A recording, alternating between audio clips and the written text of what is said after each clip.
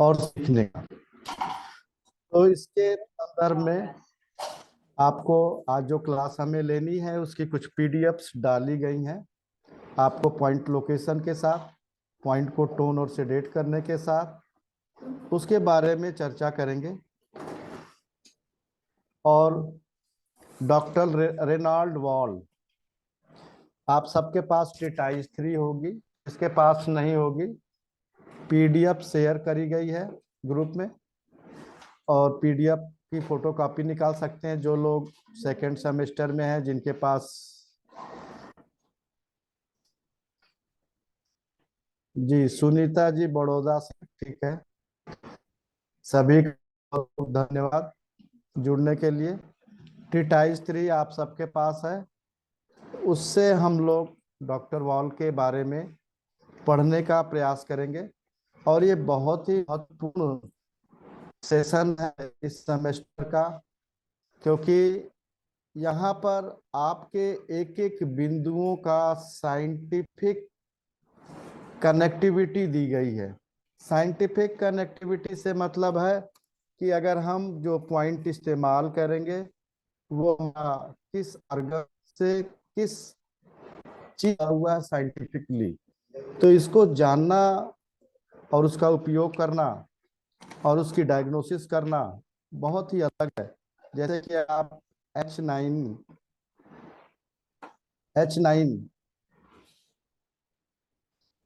को पकड़ते हैं या A को पकड़ते हैं, तो ये आपको अलग अलग इंफॉर्मेशन देता है। जैसे H8 है, आपका H8 है।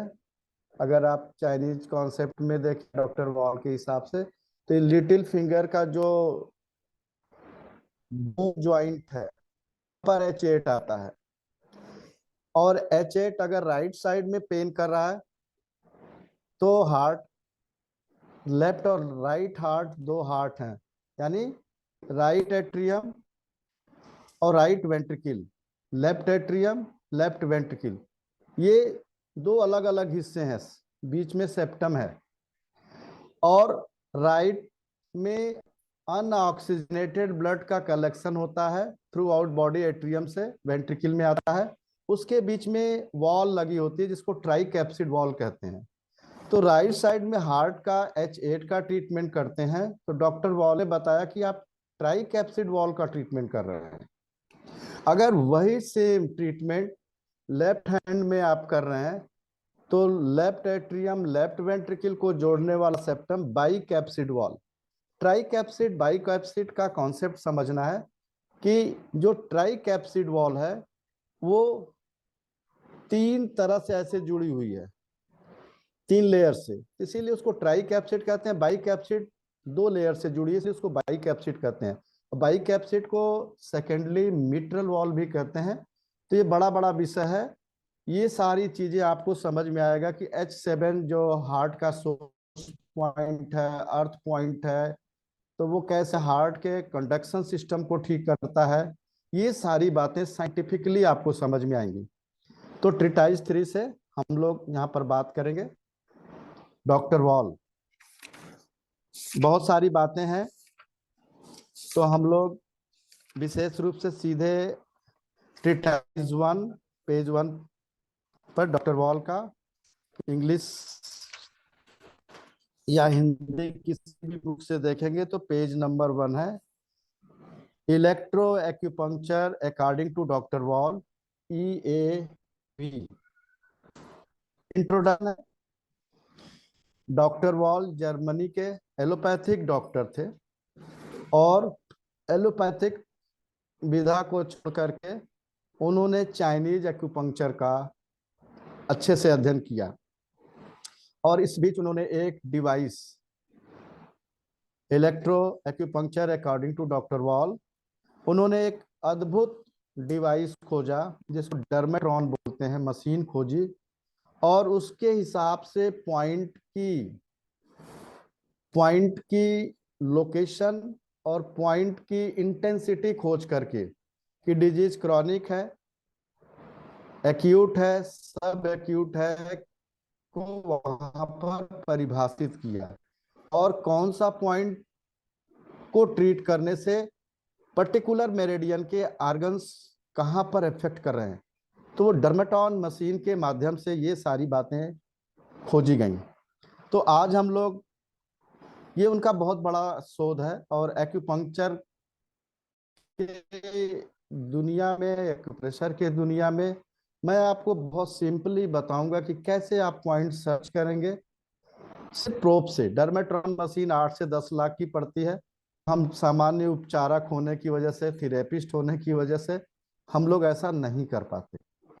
तो सबसे पहले हम परिचय और क्लास, बहुत सारे लोगों को मैं आप लोगों में से नहीं जानता, बिल्कुल क्लियर सी बात है, क्योंकि फर्स्ट सेकंड थर्ड सेमेस्टर में मैं संस्थान की किसी क्लास में पढ़ाता नहीं हूँ जल्दी। हमारा फोर्थ फिफ्थ या सिक्स सेमेस्टर में ही क्लासेस होती हैं एकेडमीज वाइज। तो बहुत सारे लोगों से आज परिचय हो रहा है। तो सबसे पहले ट्रीटाइज 3 और 4 बुक्स को लिखने वाले श्रद्धेय खेमका सर को हम सभी की तरफ से नमन, और हमारे संस्थान प्रयागराज संस्थान को नया आयाम देने की दिशा में हमारे संस्थान के अध्यक्ष महोदय जेपी अग्रवाल सर को प्रणाम, आप सभी की तरफ से और हमारी तरफ से, कि उन्होंने जो ज्ञान और ऊर्जा का स्रोत हमें दिया है हम आप तक पहुंचा पाए। तो डॉक्टर वॉल पर ट्रीटाइज 3 बुक खेमका जी ने लिखी, और इतनी सरल भाषा में लिखी कि उसको समझना और जानना बहुत ही आसान रहा। तो डॉक्टर वॉल ने चाइनीज मेरिडियन पर जो शोध किया, उसके बारे में हम चाइनीज मेरिडियन का जब पढ़ाएंगे ट्रीटाइज 4 तो उस पर चर्चा करेंगे। लेकिन डॉक्टर वॉल ने जो मुख्य रूप से 9 मेरिडियन ढूंढी, जिसको डॉक्टर वॉल ने टिश्यू मेरिडियन के नाम से प्रतिपादित किया, टिश्यू मेरिडियन। तो सबसे पहले उन्होंने हमें जानना है कि 9 मेरिडियन खोजी, और सबसे पहली मेरिडियन है lymph vessels meridian, LY meridian. तो लिम्फेटिक सिस्टम को देखने वाली मेरिडियन, लिम्फेटिक सिस्टम को देखने वाली मेरिडियन। अभी आपको हम लोग चर्चा करेंगे कि लिम्फ क्या है, लिम्फेटिक सिस्टम क्या है, इसमें कौन कौन से ऑर्गन इन्वॉल्व होकर के हमारी बॉडी के लिम्फेटिक सिस्टम को देखते हैं। दूसरी मेरिडियन खोजी उन्होंने nerve degeneration vessels, ND meridian.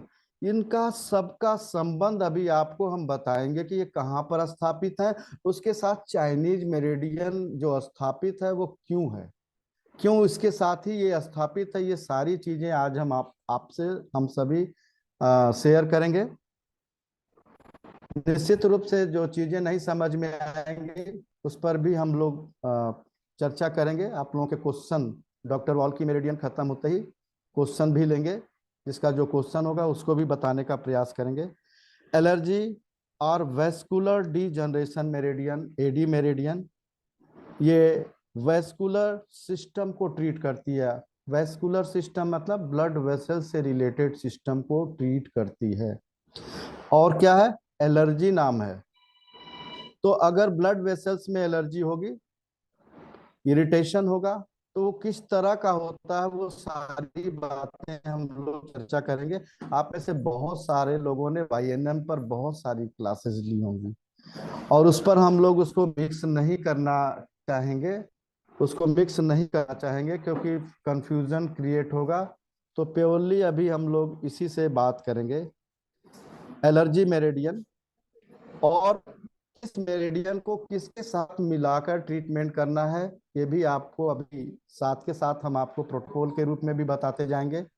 Future में नेक्स्ट मंथ में अगर आप लोगों की राय बनेगी तो प्रोटोकॉल कैसे बनाए हैं, ट्रीटाइज 3 और 4 मिला करके ट्रीटाइज 5 का भी एक सेशन हम लोग रखेंगे। तब जाकर के ये कंप्लीट सेशन समझ में आएगा कि 5 तरह के टॉन्सिल ही क्यों है, 5 तरह का ही साइनस क्यों है, 5 एलिमेंट ही क्यों है।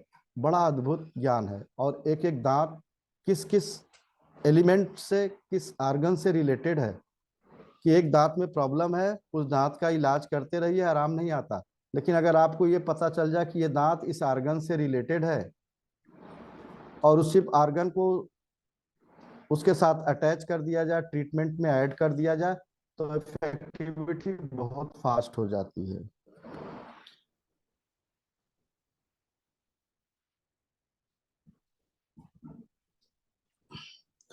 तो एलर्जी के बाद है organ degeneration vessels, OR meridian.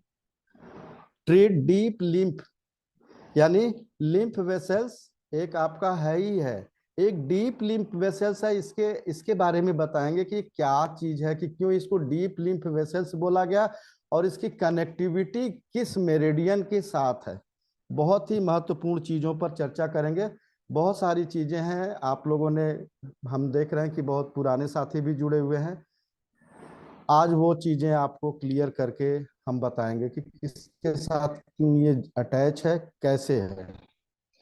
तो ये आपकी 4 meridian, OR organ degeneration meridian hands में है।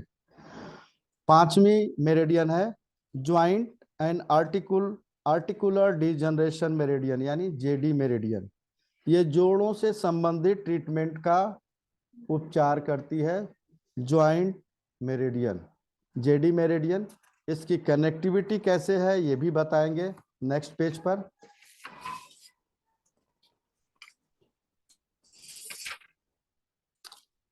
पेज 4 पर दिया हुआ है फाइब्रॉयड और इंटरस्टिशियल डीजनरेशन मेरिडियन।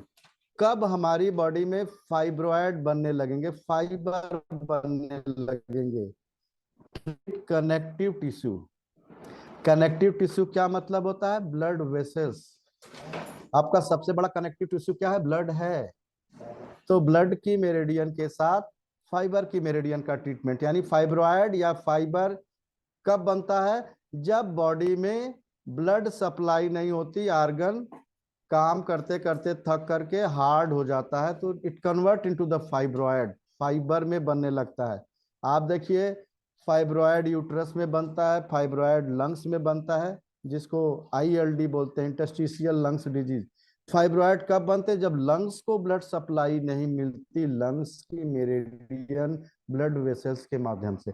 तो ब्लड वेसल्स का ट्रीटमेंट भी साथ में करना पड़ेगा। ये सारा हम आपको एक एक करके बताएंगे। इसीलिए बहुत सारे ग्रुप में हमारे साथी ये पूछ रहे थे कितने दिन की क्लास है। आज क्लास हम बताएंगे, फिर आप लोग खुद ही बताइएगा कितने दिन, क्योंकि हमने आप लोगों की रिवीजन क्लास के रूप में इसको लिया है। इसीलिए जो टोकन मनी ली गई है वो मिनिमम ली गई है, ना के बराबर ली गई है। आप क्लास कर लीजिएगा, फिर आपको पता चलेगा कि पैसा आपने कुछ नहीं दिया है।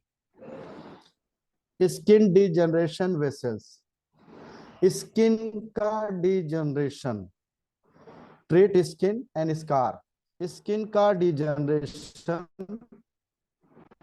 कब होता है, किस वजह से होता है, इसके बारे में बताएंगे।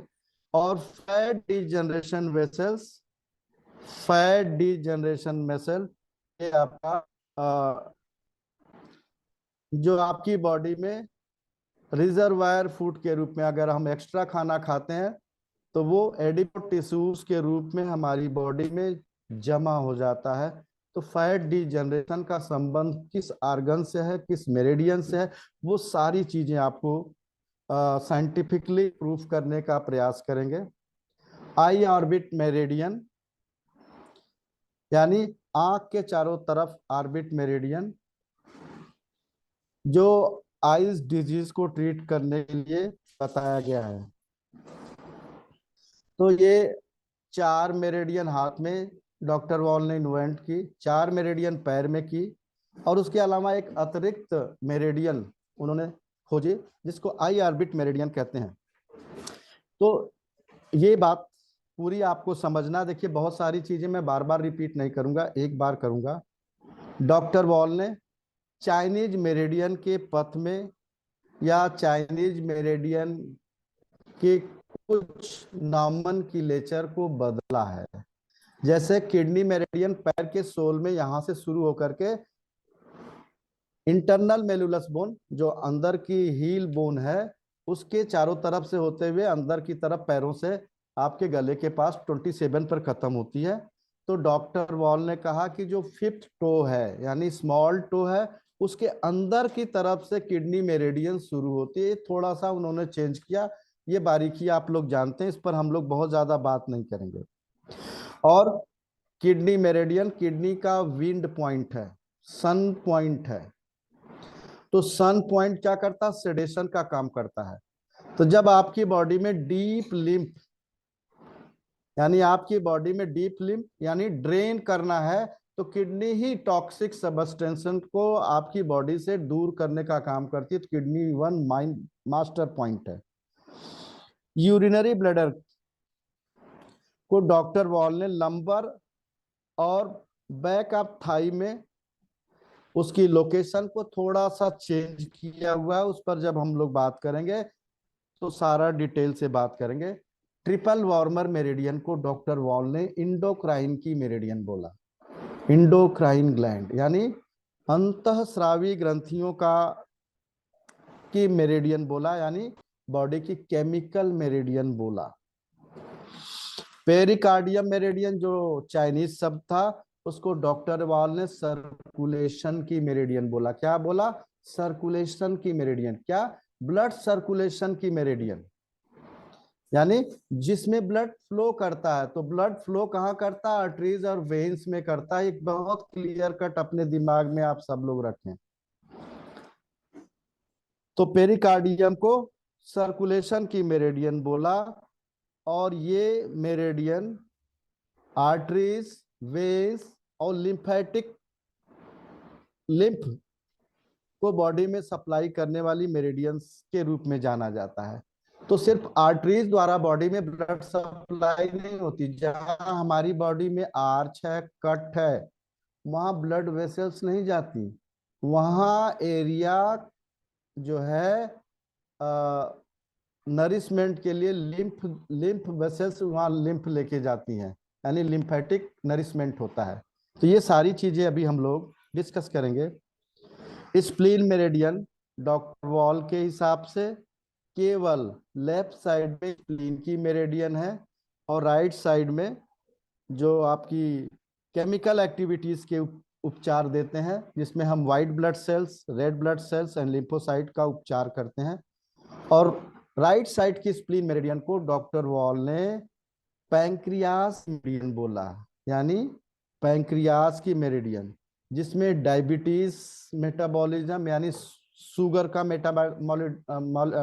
शुगर का मेटाबॉलिज्म, कार्बोहाइड्रेट का मेटाबॉलिज्म, प्रोटीन मेटाबॉलिज्म, इन सभी का।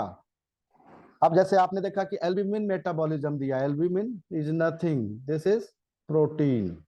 एल्ब्यूमिन, ग्लोबुलिन, ये सब प्रोटीन्स, प्रोटीन का मेटाबॉलिज्म राइट साइड की पैंक्रियास की मेरिडियन पर कर सकते हैं। तो इसके अलावा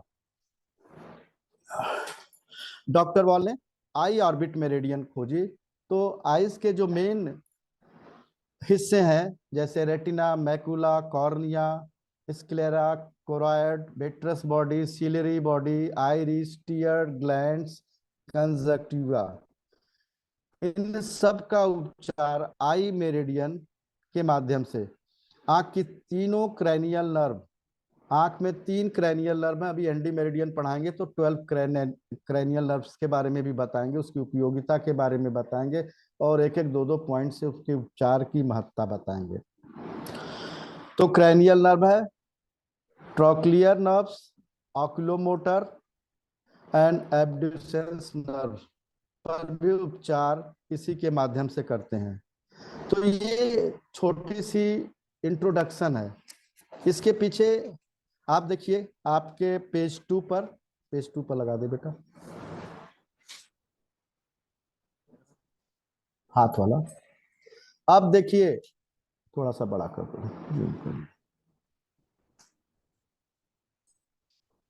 देखिए ये सारी चीजें आपके पास हैं। आज ये सारी चीजें जो कनेक्टिविटी है वो आपको हम बताने जा रहे हैं। अब देखिए, कोई भी चाइनीज मेरिडियन कंप्लीट चैनल नहीं बनाती। जितनी भी इन मेरिडियन है, जितनी भी इन मेरिडियन है, चाइनीज में जितनी भी इन मेरिडियन हैं वो 3 पैर की मेरिडियन जो आपको थोरैसिक रीजन में आके खत्म हो जाती है, और 3 हाथ की जो थोरैसिक रीजन से शुरू होकर के ऊपर जाती हैं।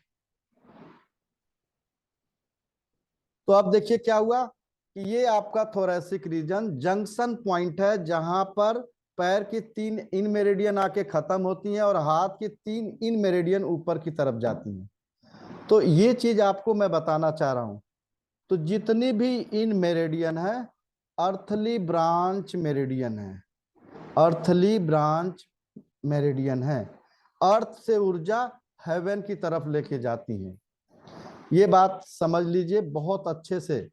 और पैर की सबसे पहली मेरिडियन जो पैर के अंगूठे से स्प्लीन 1 शुरू होती है और आपके आर्मपिट के साइड में आके खत्म होती है SP21। ये सारी लोकेशन आपको पता है, तो उसके हिसाब से यहां से SP21 खत्म होती है और क्या लेके आती है स्प्लीन? फ्लूइड लेकर के आती है, अर्थ से फ्लूइड लेकर के आती है और चेस्ट रीजन में छोड़ देती है। उस फ्लूइड को ट्रांसफॉर्म करना, ड्राई करने का काम लंग्स मेरिडियन LU1 से शुरू होकर के आप चाइनीज कॉन्सेप्ट में आपके नाखून के बाहर की तरफ जाती है। तो आपकी बॉडी से लिम्फ यानी फ्लूइड जो आपके थोरैसिक डक्ट में आके निकलती है, थोरैसिक एरिया में आती है, उसको लंग्स मेरिडियन ऊपर की तरफ ले जाती है कॉस्मस में। हमारा पोस्चर ऐसे होता है, आप सभी लोग समझिए। तो नीचे से आई, लंग्स से क्या आया? फ्लूइड आया, और ये कहां जा रहा है? एटमॉस्फेयर में जा रहा है बाय लंग्स। तो लंग्स स्प्लीन के अधूरे कार्य को पूरा करता है। तो ये क्या बनता है? स्प्लीन लंग्स लॉन्ग चैनल बनता है। आप लोग इसको बार बार सुनिएगा, बार बार पढ़िएगा, बहुत महत्वपूर्ण चीजें बता रहा हूं। तो अगर किसी का फ्लूइड आया और लंग्स में जमा हो गया स्प्लीन, और फिर क्या हो गया? प्लूरिसी का नाम सुना होगा, लंग्स की टीबी का नाम सुना होगा, लंग्स में पानी भर गया, निमोनिया हो गया, नाम सुना होगा। तो ये कब होता है? जब स्प्लीन ज्यादा फ्लूइड ऊपर लाती है और लंग्स उसको नहीं ले जा पाता। तो स्प्लीन फ्लूइड बनाती कब ज्यादा है? जब स्प्लीन डेफिशिएंट होती है। अब कारण इस पर अभी हम नहीं चर्चा करेंगे, नहीं तो हमारा पूरा क्लास डाइवर्ट हो जाएगा।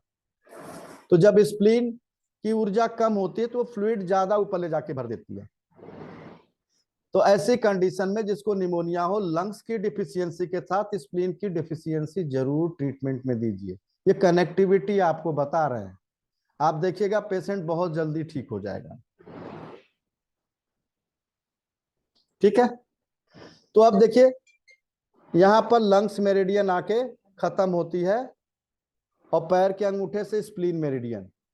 तो डॉक्टर वॉल ने क्या बोला कि लंग्स मेरिडियन अंदर की तरफ जाती है, अंदर की तरफ से जाती है, और बाहर की तरफ लिम्फ मेरिडियन है। एक नई मेरिडियन ढूंढ दी, लिम्फ मेरिडियन, जहां से लिम्फेटिक ड्रेनेज होता है स्प्लीन का। तो LY1 से लेकर के आपके गले के पीछे तक पूरे पॉइंट ढूंढे। तो लंग्स के साथ लिम्फ मेरिडियन का कनेक्टिविटी क्या है? जो स्प्लीन फ्लूइड को लेकर के आती है, लिम्फ को लेकर के आती है, उसको ड्रेन करने में लंग्स और स्प्लीन मेरिडियन, सॉरी लंग्स और लिम्फ मेरिडियन एक साथ कनेक्ट किए गए हैं। इसी में अंगूठे के अंदर की तरफ स्प्लीन मेरिडियन और बाहर की तरफ लिम्फ मेरिडियन की प्लॉटिंग डॉक्टर वॉल ने बताई, इसका बहुत बड़ा कारण। ठीक है, अब हम लोग बात करते हैं ये कॉस्मिक जितनी भी यांग मेरिडियन है, इन मेरिडियन को क्या बोला हमने? अर्थली ब्रांच एनर्जी की मेरिडियन है। और जितनी भी यांग मेरिडियन हैं वो हेवनली एनर्जी को, हेवनली ब्रांच है, हेवन की एनर्जी को अर्थ की तरफ ले जाती है, और ये पूरा सर्किट एक साथ पूरा होता है। तो आप देखिए इंडेक्स फिंगर में LI मेरिडियन बताया गया कि ये LI मेरिडियन है, ये LI मेरिडियन है। तो क्या लेके आती है? लंग, एलआई किसकी मेरिडियन है? उसकी एनर्जी है ड्राइनेस।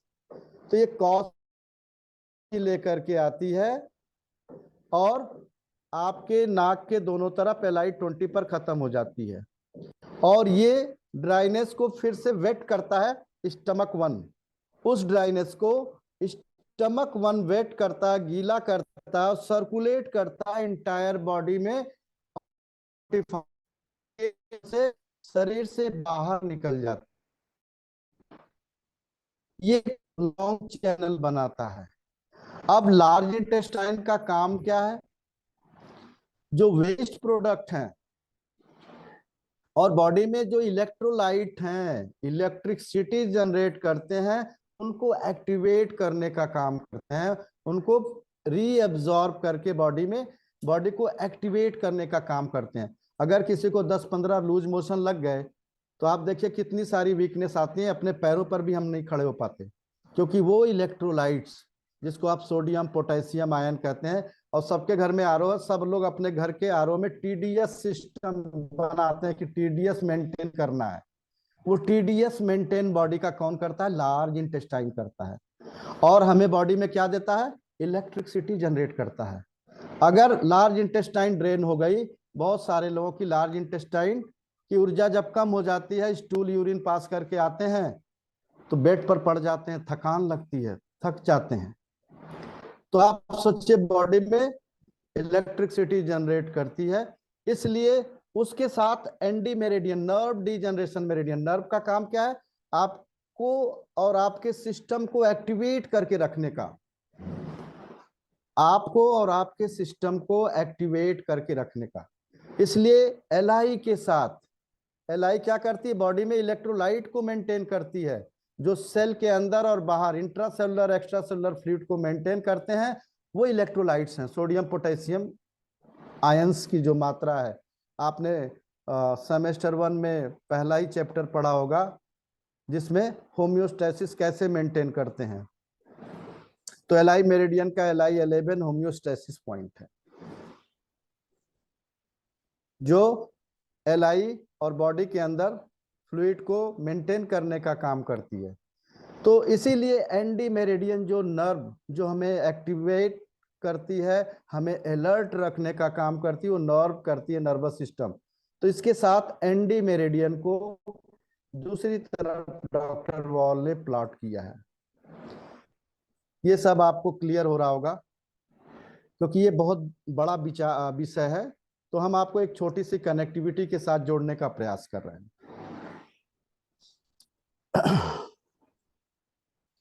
तो एलआई के बगल में, इंडेक्स फिंगर में बाहर की तरफ एंडी मेरे अंदर, सॉरी, स्मॉल फिंगर साइड में एंडी मेरिडियन, और डॉक्टर वॉल की लिम्फ मेरिडियन अंगूठे में बाहर की तरफ, अंदर की तरफ लंग्स मेरिडियन आके खत्म होती है।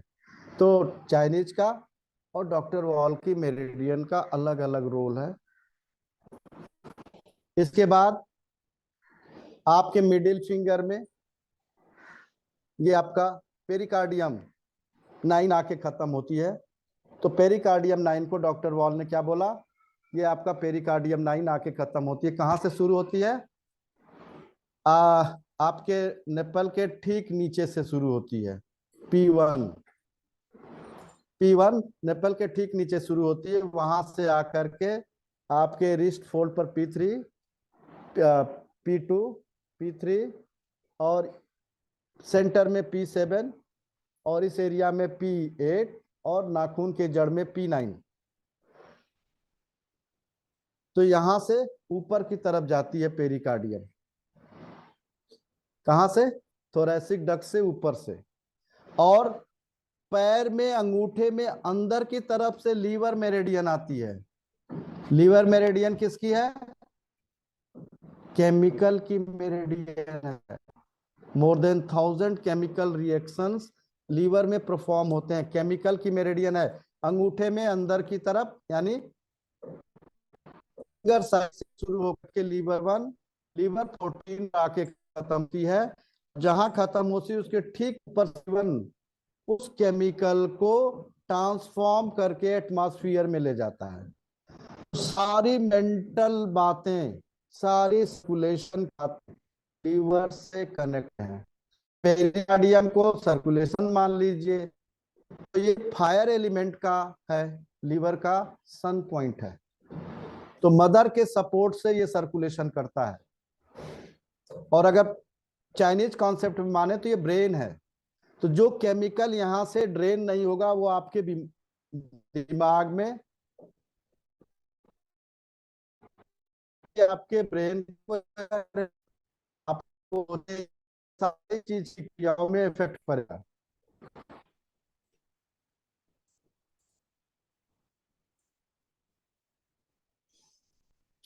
तो लीवर और पेरिकार्डियम एक लॉन्ग चैनल बनाते हैं, तो जितना भी लीवर केमिकल एक्टिविटीज जो चेंजेस ट्रांसफॉर्म करके ले आती है, उसको पेरिकार्डियम आकाश में छोड़ता है, अर्थली एनर्जी को हेवनली एनर्जी में ले जाने का प्रयास करता है।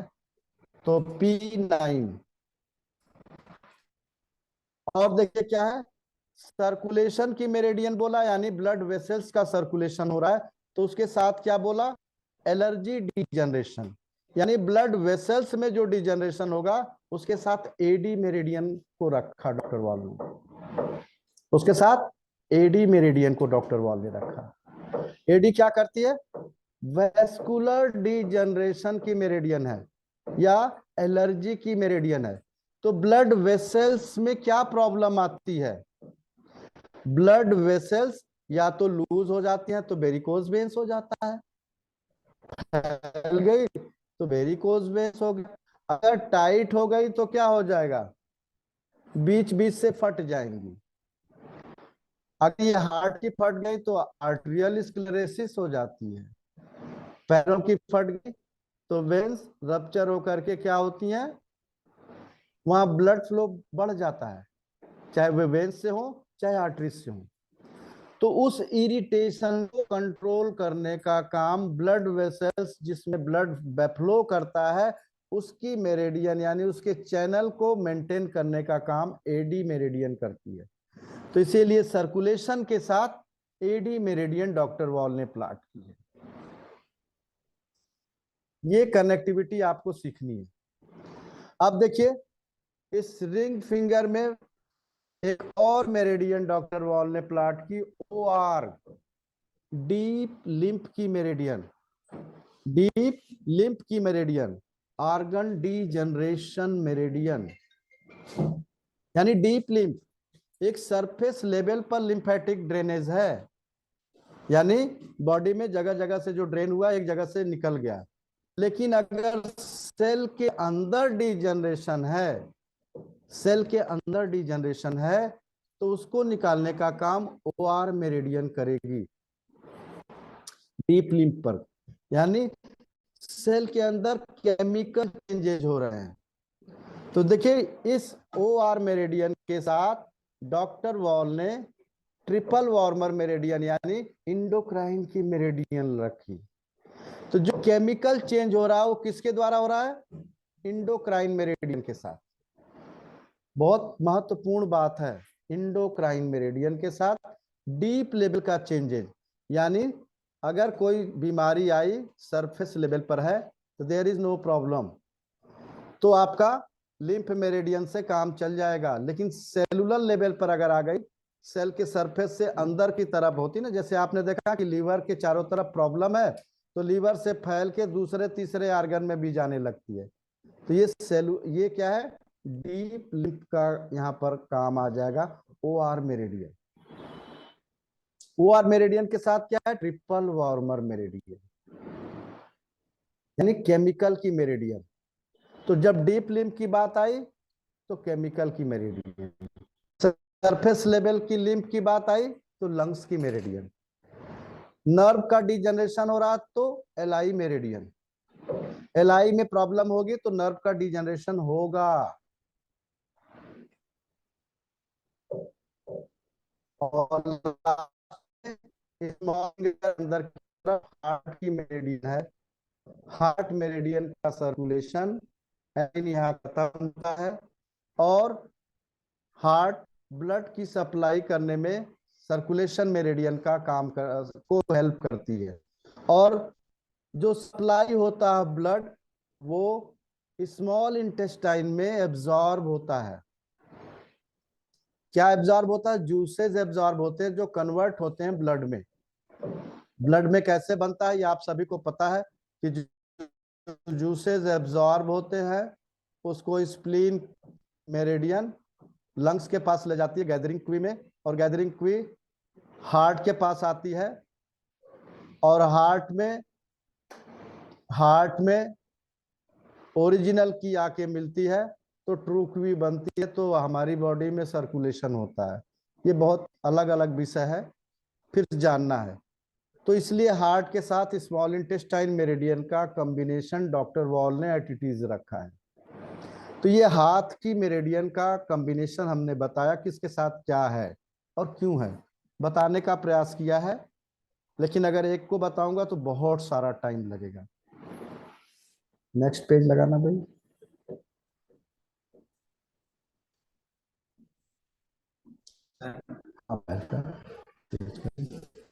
अब देखिए, पैर अंगूठे में स्प्लीन लेफ्ट साइड में और राइट साइड में पैंक्रियास की मेरिडियन है, और उसके अंदर की तरफ लीवर की मेरिडियन, चाइनीज मेरिडियन की अवस्था है।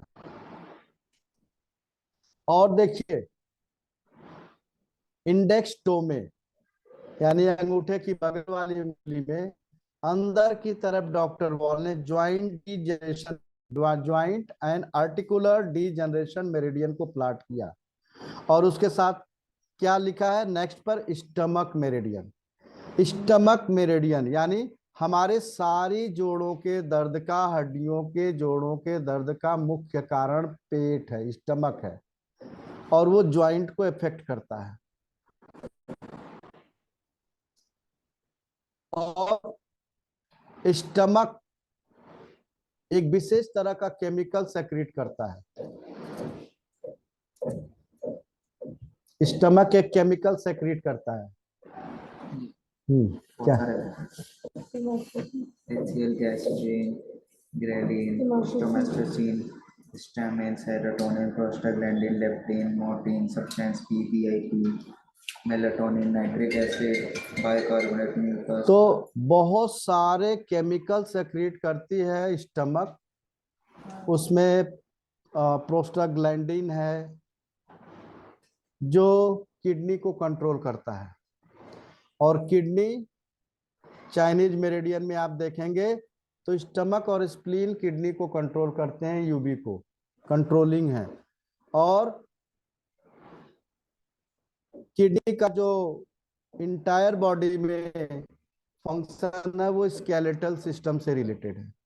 तो स्टमक जो हार्मोन्स और केमिकल सेक्रेट करते हैं, मैं उस पर बहुत सारा नाम लेके नहीं अभी बताना चाहता। तो स्टमक मेरिडियंस के अंदर से जो केमिकल सेक्रेट होते हैं वो हमारे डाइजेशन को परफेक्ट करते हैं, साथ में किडनी के फंक्शन को भी मेंटेन करने का काम करते हैं, जिससे हमारे जॉइंट की फ्लेक्सिबिलिटी बनी होती है।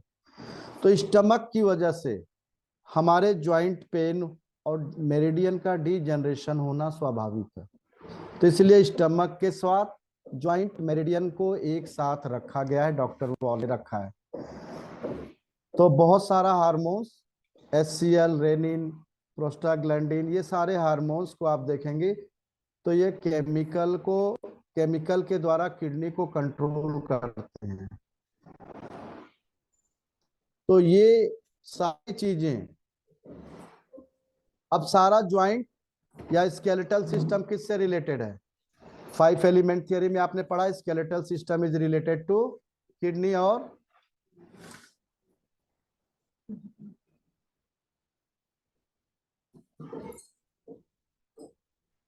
क्लास ले ले।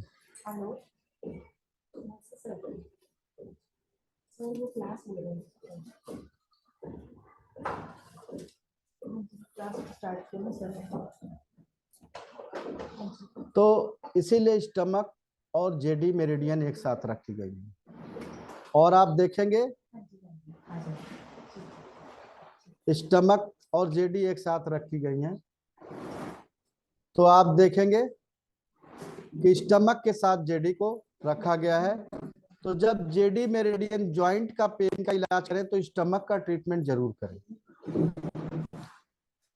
फाइब्रॉयड डिजनरेशन, जब भी कहीं फाइबर बनेगा तो स्किन हार्ड होने लगेगी, इसलिए दोनों मेरिडियन एक साथ रखी है डॉक्टर वॉल ने कि जहां भी फाइब्रॉयड बनेगा वहां पर स्किन हार्ड हो जाएगी, रफ हो जाएगी। सबसे पहले क्या आता है, आप किसी के लंग्स का एक्सरे देखिए तो उसमें क्या दिया जाता है, ब्रांचो वेस्कुलर मार्किंग जो है, वो ब्रांचो वेस्कुलर मार्किंग इज प्रोमिनेंट या इरेगुलर ब्रांचो वेस्कुलर मार्किंग।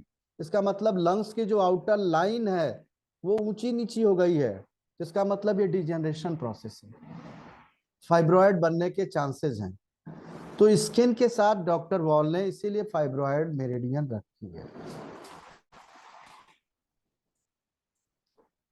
और फैट डीजनरेशन की मेरिडियन, फैट डीजनरेशन मेरिडियन आपके रिंग टो में अंदर की तरफ रखी हुई है डॉक्टर वॉल ने। उसके साथ जो मेरिडियन है वो गॉल ब्लैडर की मेरिडियन है। अब हमारी बॉडी में फैट डाइजेशन में गॉल ब्लैडर मेरिडियन का यानी बाइल जूस का बहुत बड़ा रोल है।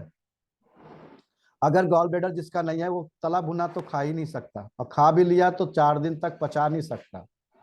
तो फैट को एसिमिलेट करने में गॉल ब्लैडर का रोल है। जिसका गॉल ब्लैडर अच्छा एक्टिव है वो दुबला पतला रहेगा, जिसका गॉल ब्लैडर अंडर एक्टिव है वो मोटा तगड़ा हो जाएगा। तो गॉल ब्लैडर को इसीलिए फैट डिजनरेशन के साथ रखा गया है। फैट का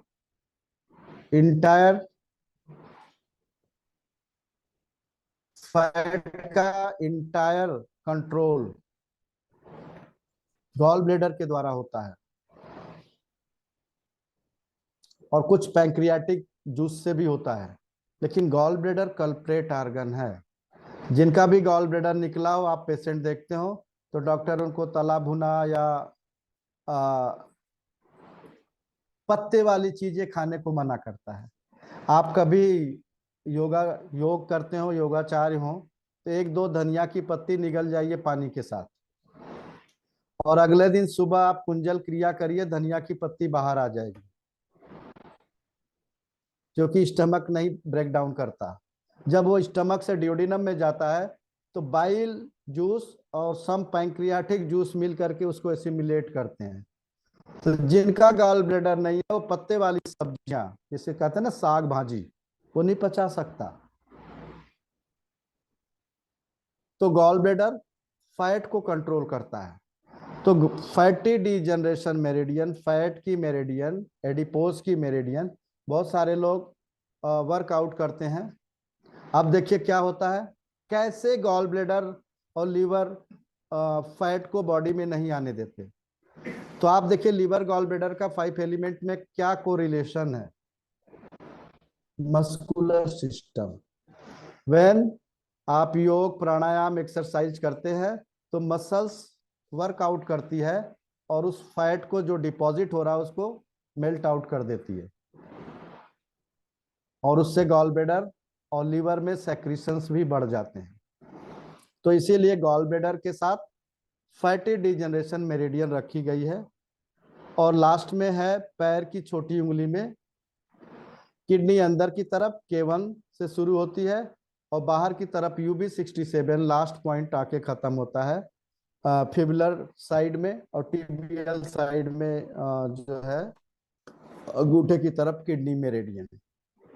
तो किडनी मेरिडियन जैसे OR मेरिडियन है, उसी तरह से किडनी मेरिडियन का K1 भी डीप लिम्फ का ड्रेनेज करता है।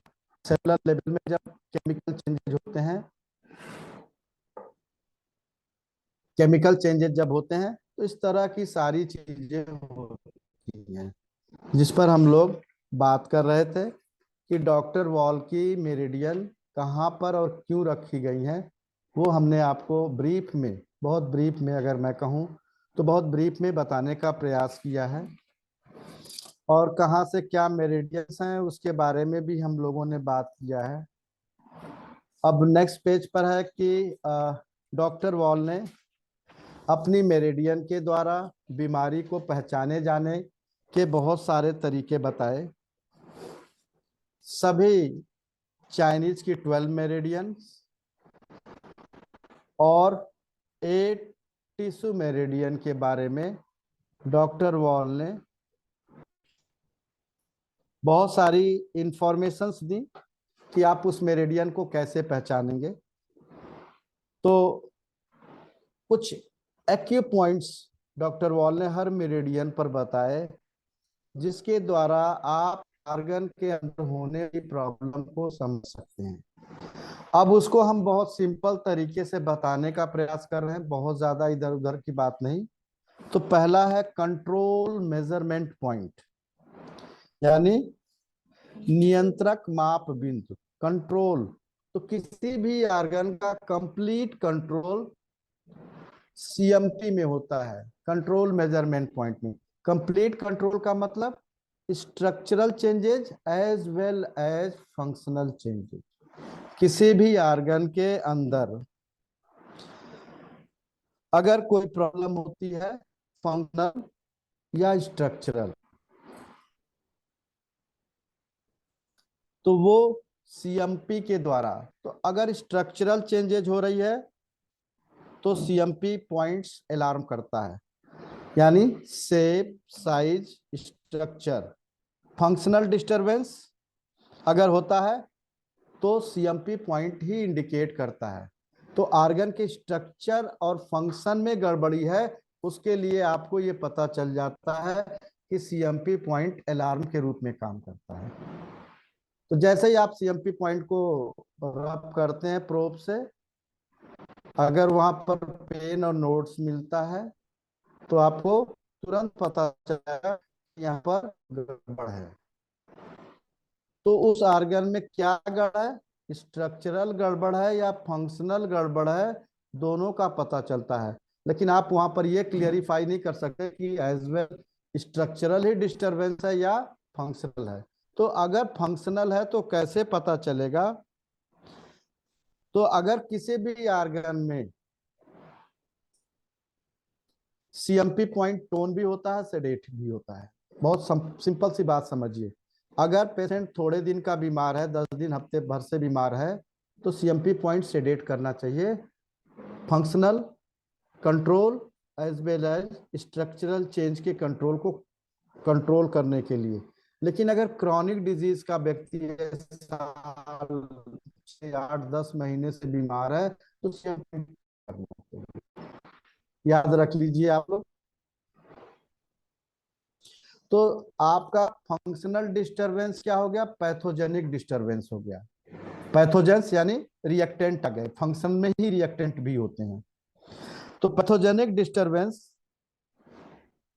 इसी पॉइंट से पता चले कि उस पैथोजन में फंक्शनल डिस्टरबेंस है या स्ट्रक्चरल डिस्टरबेंस है। जो पैथोजेंस आए हैं वो ऑर्गन को इफेक्ट करने लगे हैं कि सिर्फ फंक्शन को इफेक्ट कर रहे हैं, दोनों की जानकारी इसी पॉइंट से मिलती है। जैसे क्या होता है,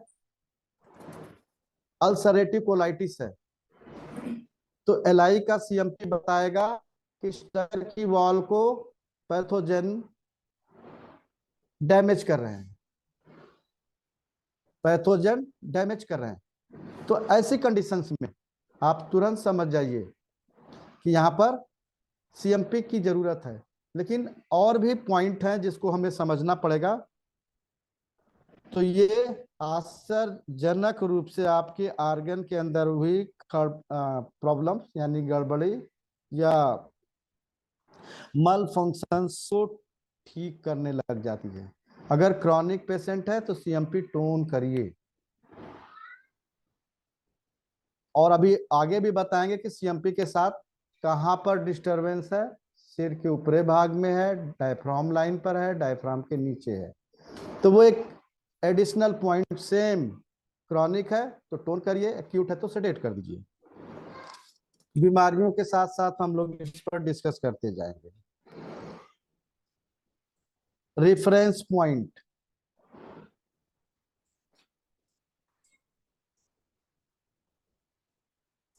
रेफरेंस पॉइंट, मुख्यतः 6 रेफरेंस पॉइंट हैं जो लिम्फ मेरिडियंस में है। ये आर्गन के कार्य प्रणाली में आई फंक्शनल डिस्टरबेंस के बारे में बताता है। तो एलवाई मेरिडियन पर, लिम्फ वेसल्स मेरिडियंस पर 6 रेफरेंस पॉइंट हैं जो प्रॉब्लम के बारे में बताते हैं, फंक्शनल डिस्टरबेंस के बारे में बताते हैं। कार्य प्रणाली का मतलब फंक्शनल डिस्टरबेंस, स्ट्रक्चरल डिस्टरबेंस के बारे में नहीं बात करेंगे। तो अगर फंक्शनल डिस्टरबेंस है तो लिम्फ मेरिडियन में 6 रिफरेंस पॉइंट हैं जो अलग अलग तरीके से अलग अलग एरिया के रिफरेंस पॉइंट हैं। तो सबसे पहला रेफरेंस पॉइंट है LY11। ये LY11 जो है लिम्फ ड्रेनेज ऑफ ईयर है। कान में पानी भर जाए, पस भर जाए तो इस पॉइंट को सेडेट करते हैं, क्योंकि आपको क्या है, रेफरेंस पॉइंट फंक्शनल डिस्टरबेंस हुआ है तो इसको सेडेट करते हैं लिम्फ मेरिडियन में। LY2 टीथ का, यानी जो हमारी 32 दांत हैं उनका रेफरेंस पॉइंट है। अगर उसमें कोई फंक्शनल डिस्टरबेंस है टीथ के अंदर तो lymphatic drainage of teeth and jaw line दोनों का LY2 है। LY2A आईज का लिम्फ ड्रेनेज है। तो आईज में अगर लिम्फेटिक ड्रेनेज नहीं हो रहा है तो आपकी आंखें सूजी सूजी है भी,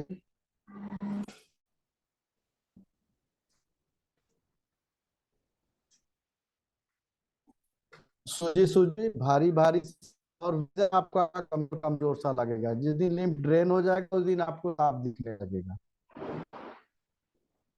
LY3 nasal and paranasal sinuses का, LY3 nasal and paranasal sinuses का लिम्फ ड्रेनेज का पॉइंट है। और उसके साथ ही LY4A फूड पाइप का, यानी इसोफेगस का लिम्फेटिक ड्रेनेज का पॉइंट। अगर खाना खाते समय किसी की फूड पाइप में प्रॉब्लम आ रही हो, यानी इसोफेगस में प्रॉब्लम आ रही हो, अपर इसोफेगस, मिडिल इसोफेगस इसके नीचे स्टमक में जुड़ती है, लोअर इसोफेगस 3 भाग होते हैं। तो कहीं पर भी दिक्कत आ रही हो फूड पाइप की तो LY4A उसका फंक्शनल डिस्टरबेंस को कंट्रोल करने का पॉइंट है। और नेक्स्ट है LY4B, ये आपका लैरिंग्स एंड फेरिंग्स, यानी श्वास नली और स्वर नली का लिम्फेटिक ड्रेनेज का पॉइंट है। तो देखिए इस आविष्कार की वजह से दांत, नाक, कान, आंख, sinus, food pipe, wind pipe और सांस नली के उपचार में बहुत अच्छा रिजल्ट आता है।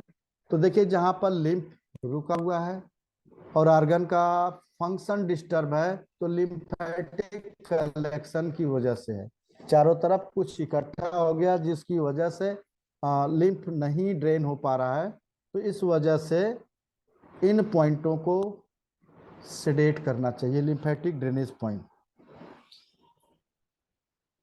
अब देखिए हर मेरिडियन में एक SMP पॉइंट होता है, यानी समेशन मेजरमेंट पॉइंट। ये टिश्यू के अंदर आई फंक्शनल डिस्टरबेंस के बारे में बताता है। जैसे आपको CMP क्या बताता है, functional disturbance as well as structural disturbance. तो मान लीजिए आपने हार्ट का CMP देखा, उसमें प्रॉब्लम है।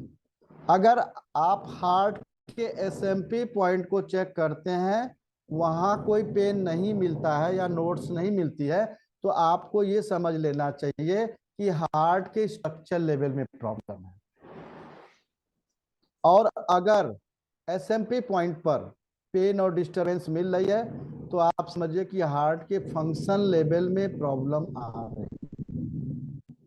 तो ये बहुत ही महत्वपूर्ण चीज है, बहुत ही महत्वपूर्ण बात है।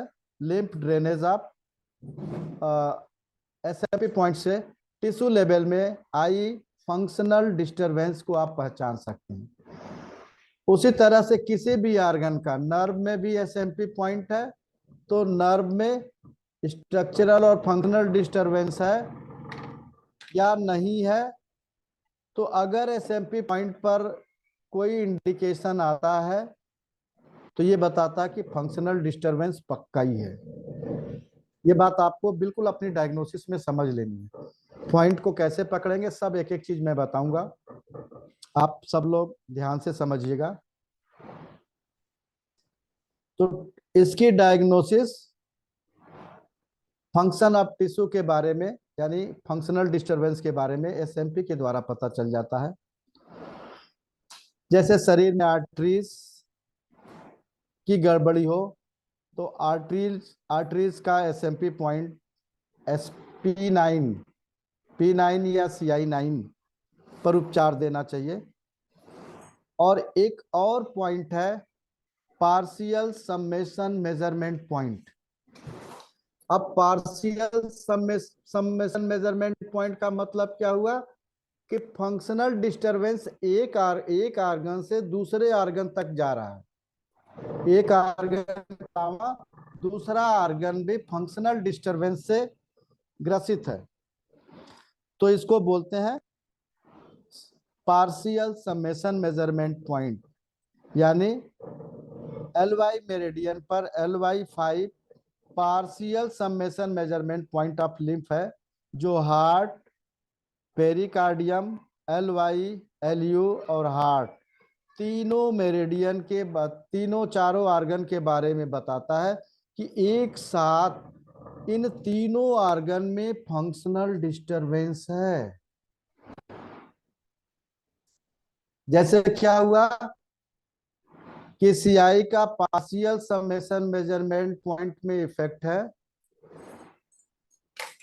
पार्शियल समेशन मेजरमेंट में इफेक्ट है, तो partial summation measurement CI meridian का इफेक्ट है, तो इसका मतलब सर्कुलेशन बाधित है, तो उसका मतलब AD मेरिडियन में भी डिस्टरबेंस होगा, क्योंकि कहाँ फ्लो हो रहा है, ब्लड वेसल्स में। ब्लड वेसल्स को कौन देखता है, वेस्कुलर सिस्टम को AD मेरिडियन देखती है, तो वो आल्सो अफेक्टेड है। तो एक से ज्यादा आर्गन के फंक्शनल डिस्टरबेंस के बारे में एक साथ जानकारी देता है partial summation measurement point.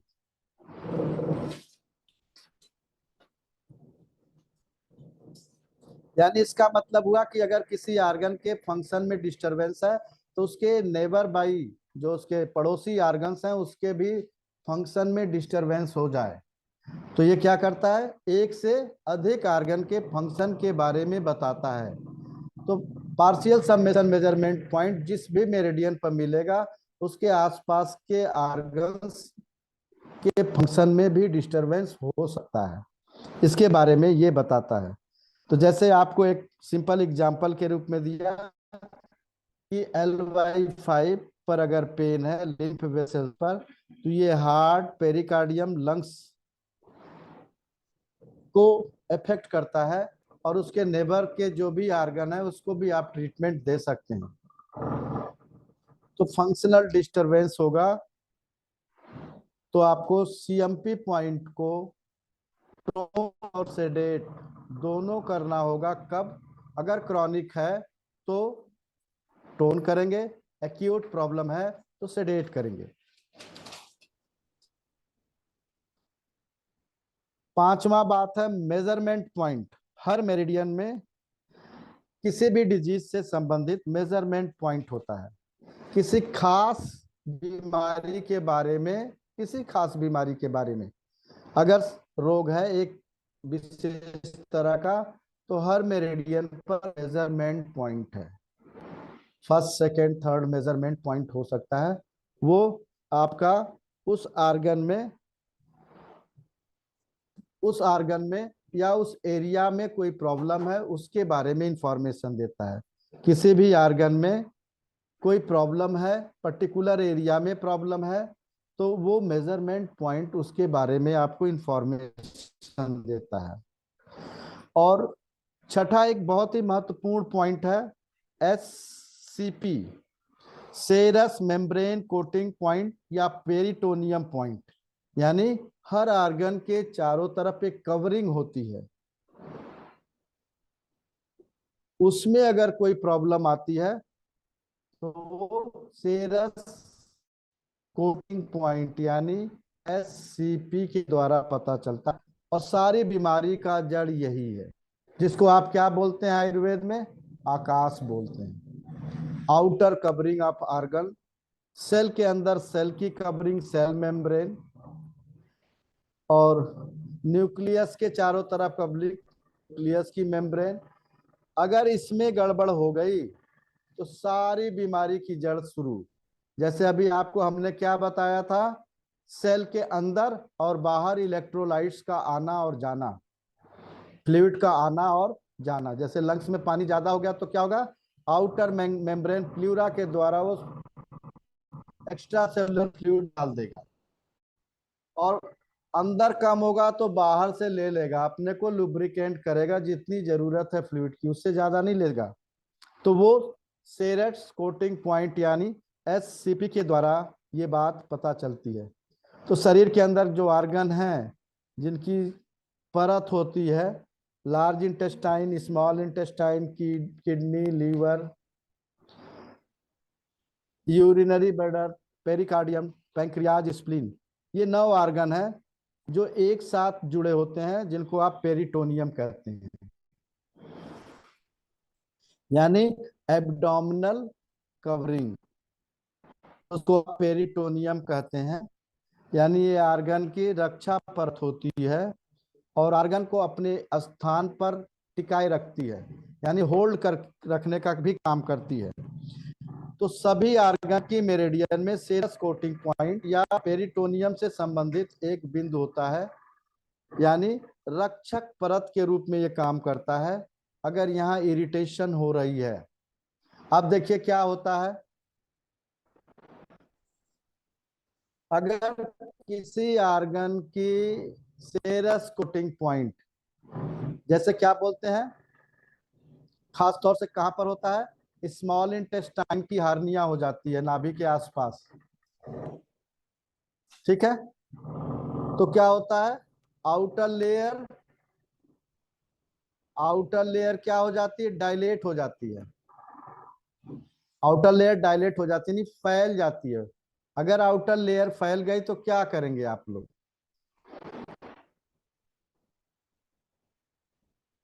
Sedate करेंगे, तो उस पॉइंट को सेडेट करेंगे। और अगर आर्गन कॉन्ट्रैक्ट हो गया तो आउटर लाइन को क्या करेंगे, टोन करेंगे। तो हर मेरिडियन में डॉक्टर वॉर्ग ने खास तौर से इन 9 आर्गन में, जिसमें पेरिटोनियम होता है जो चारों तरफ की कवरिंग है पूरे एब्डोमिनल लाइन की, चेस्ट से लेकर के पूरे एब्डोमिनल लाइन की, उसमें ये सारे आर्गन आते हैं, वो एक कोटिंग में होते हैं जिसको पेरिटोनियम कहते हैं। फिर की अपनी अपनी कोटिंग होती है, म्यूकस मेम्ब्रेन, सबकी अपनी अपनी मेम्ब्रेन, म्यूकस मेम्ब्रेन होती है। लीवर की कवरिंग, आप लीवर की कभी रिपोर्ट देखिए, लीवर सिरोसिस हो या हेपेटाइटिस ABC हो, तो आउटर लाइन दिखाता है, ये पेरिटोनियम लाइन है। तो आउटर लाइन इरेगुलर है, यानी डी जनरेट हो रही है। अगर डी जनरेट हो रही है, डायलेट नहीं है, डी जनरेट हो रही है, तो इसी पॉइंट को टोन करेंगे। ये बहुत क्लियरली आप लोगों को समझना है।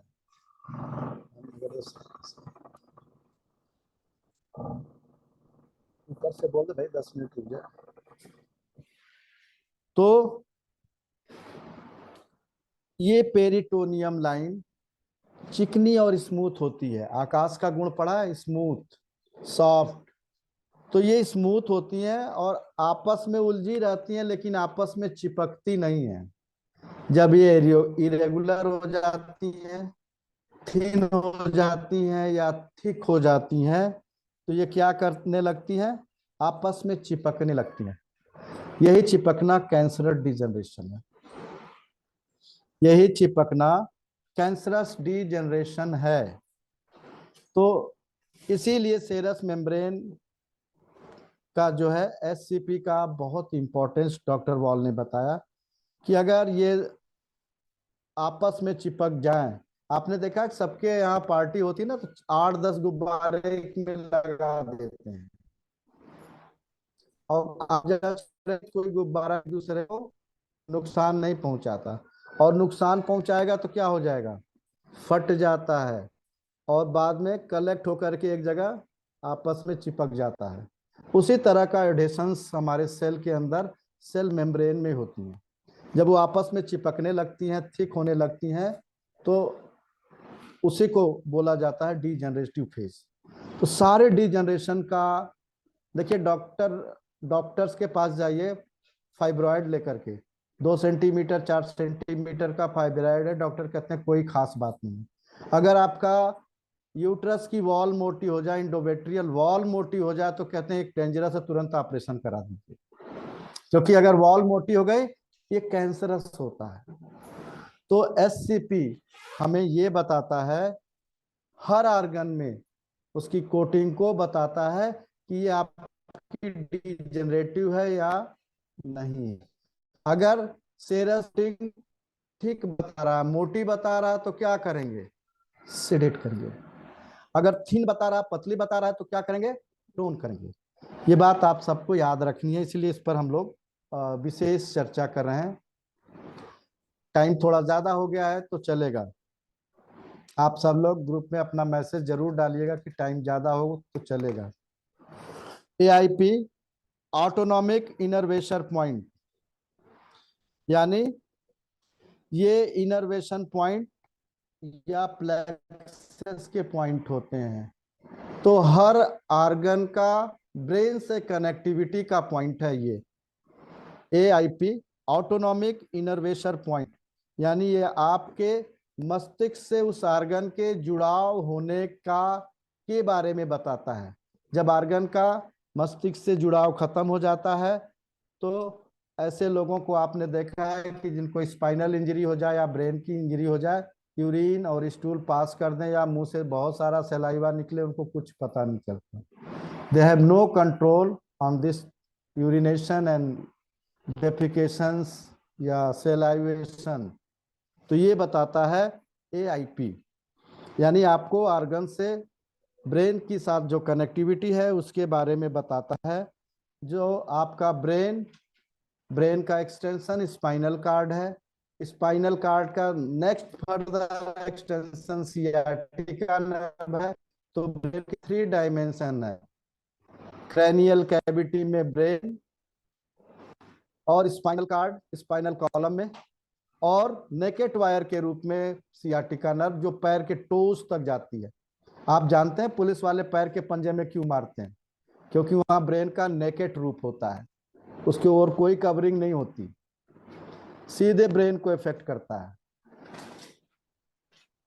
जितना पीटेंगे उतनी सब सारी चीजें बता देंगे। तो आपका ब्रेन का 2 हिस्सा ढका हुआ है कैविटी में, लेकिन सियाटिका नर्व नंबर 3-4 से निकल करके पैर के टोस तक नेकेट वायर के रूप में, ऊपर सिर्फ एक कवरिंग है, स्ट्रेस कोटिंग है, वायर के रूप में जाती है। और आपका ब्रेन के चारों तरफ, ब्रेन में कौन सी लेयर है, मेनेंजिस है। मेनेंजिस की 3 लेयर हैं, डूरा मैटर, पाया मैटर और एरेक्नोइड मैटर। और स्पाइनल कार्ड के अंदर भी है, और उसके ऊपर स्कल है सिर में, और स्पाइनल कॉलम है। लेकिन सियाटिका नर्व के ऊपर सिर्फ एक कवरिंग है, जिसको आप कहते हैं, क्योंकि मेनिंजेस है उनकी कवरिंग से रिलेटेड। तो स्पाइनल कार्ड के माध्यम से ब्रेन से पोषण और ऑटोनॉमिकली कार्य करने का आदेश निरंतर एआईपी पॉइंट के द्वारा पता चलता है। तो हमारी बॉडी में जो वोल्टेज है एनर्जी का, नर्वस सिस्टम का क्या काम है, हमारी बॉडी को जरूरत के हिसाब से वोल्टेज देते रहें, जितनी एनर्जी की जरूरत है। तो अगर प्लेक्सस में कोई गड़बड़ी आती है, किसी ऑर्गन के प्लेक्सस में गड़बड़ी आती है, अब देखिए आपकी स्पाइन से निकला हुआ है, आप सब लोग पढ़े होंगे जो फोर्थ सेमेस्टर में होंगे, चक्रास पढ़े होंगे, चक्रास पढ़े होंगे।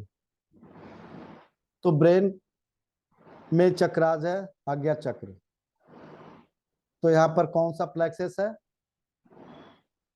वेस्कुलर प्लेक्सस है। गले में थायराइड ग्लैंड है, तो उसके पीछे सर्वाइकल प्लेक्सस है। ये थाइमस ग्लैंड है लंग्स के साथ, तो ब्रोंकियल प्लेक्सस है। यहाँ पर पैंक्रियाज है, तो थोरैसिक प्लेक्सस है। लंबर प्लेक्सस है, सैक्रल प्लेक्सस है, कॉक्सियल प्लेक्सस है। ये प्लेक्सस स्पाइन के माध्यम से ब्रेन को मैसेज देते रहते हैं, यानी स्पाइन ब्रेन को मैसेज देती रहती है इन प्लेक्सस के माध्यम से। आप सबको ये जान के अच्छा लगेगा कि 31 pair of spinal nerve, 12 pair of cranial nerve, ये सब ब्रेन के पार्ट हैं। तो आप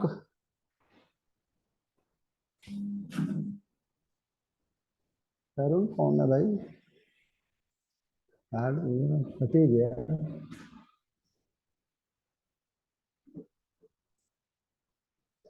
तो ये बहुत ही महत्वपूर्ण चीज है।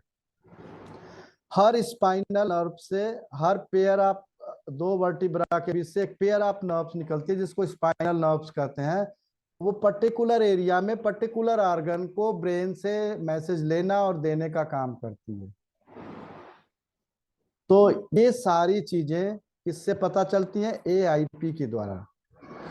और हार्ट से संबंधित जो प्लेक्सेस हैं, कार्डियक प्लेक्सेस यानी हार्ट का प्लेक्सेस, कोरोनरी प्लेक्सेस यानी कोरोनरी आर्टरी जो हार्ट को ब्लड सप्लाई कर रही है उसकी प्लेक्सेस, और कार्डियक गैंग्लियन जो आर्टरीज और हार्ट के जो प्लेक्सेस हैं दोनों का मैसेज लेने देने का काम करती है एक साथ। तो अगर हार्ट की कार्यप्रणाली में गड़बड़ी है तो इन तीनों plexuses, cardiac plexuses, coronary plexuses, अब हार्ट कब काम कम करना करेगा? सबसे पहले कोरोनरी प्लेक्सेस। कोरोनरी आर्टरीज का नाम आप सभी ने सुना होगा। कोरोनरी का मतलब होता है वो आर्टरी जो हार्ट को ब्लड सप्लाई करे। अगर हार्ट को भोजन कम मिलेगा तो हार्ट बीमार होना शुरू हो जाएगा। या तो कम काम करेगा या तो ज्यादा करेगा, ज्यादा भोजन मिलेगा तो ज्यादा काम करेगा, कम मिलेगा तो कम। तो सर्जिकल लेवल पर इन प्लेक्सेस पर एनेस्थीसिया दे करके उस ऑर्गन को सुन करके वहां पर उपचार किया जाता है। तो साइंटिफिकली हमारे शरीर में 48 प्लेक्सेस पॉइंट हैं। और इसका एक और भी महत्वपूर्ण पॉइंट है LDP, लिम्फेटिक ड्रेनेज पॉइंट, यानी लिम्फ बिंदु के स्राव का बिंदु। लिम्फ का क्या मतलब हुआ कि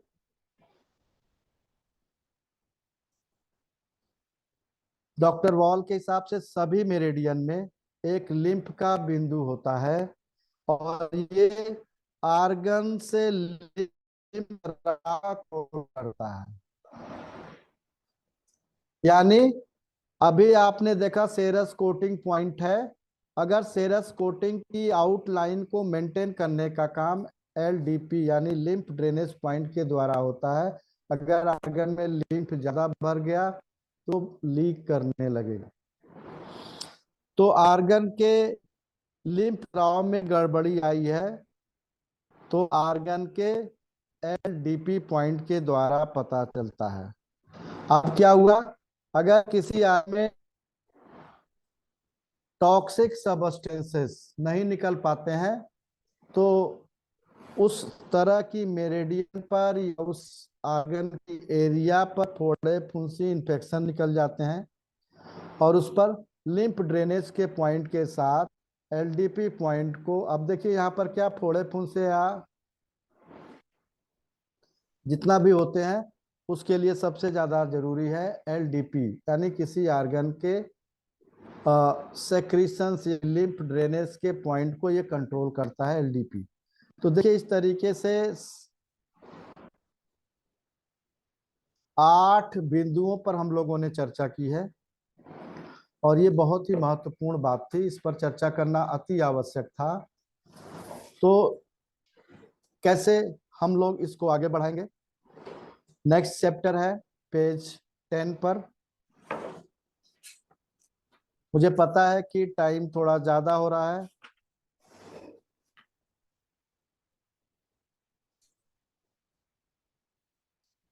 प्रिंसिपल ऑफ इलेक्ट्रो एक्यूपंक्चर। ऊर्जा बहुत ज्यादा अर्थ है, आइटिस, इन्फ्लेमेशन, जलन, सूजन, अर्थराइटिस, स्पॉन्डिलाइटिस और सामयिक ऊर्जा का अभाव है। जितनी ऊर्जा होना चाहिए तो एसिस या आइसिस यानी ऊर्जा की कमी, सिस और आइटिस। तो कल हम लोग इस पर चर्चा करेंगे, इसके बाद लिम्फ मेरिडियन पर चर्चा करेंगे और हम ये चाहेंगे कि हो सकता है कि ये 2:15 ढाई बजे 3:15 या 3:30 तक क्लास चले। तो आप लोग थोड़ा मेंटली प्रिपेयर्ड होके रहिएगा, जिससे कि हम लोग चीज़ों को और डिटेल से आपको बता पाएँ। और जो भी सजेशन है, आप सभी के बहुत सारे लर्नेड लोग इसमें बैठे हुए हैं क्लास में, अगर किसी तरह की सजेशन है तो ग्रुप में ज़रूर डालिएगा। हम और हमारे साथी उसको देने का प्रयास करेंगे, सॉर्ट आउट करने का। कि सभी को जुड़ने के लिए वंस अगेन बहुत बहुत धन्यवाद। नमस्कार।